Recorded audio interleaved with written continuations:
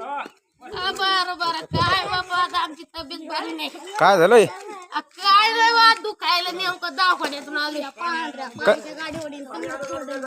हा पाणी आणून बेजार आहे. पाणी आणून बेजार आहे काय सांगा. कस काय पाणी येत नाही का गावात तुमच्या? पाणीच येत नाही. सरपंच असे आहेत, तसे आहेत. काय लोकांनी टाके म्हणतात. मग पाणी कधी येणार तुमच्या इथं?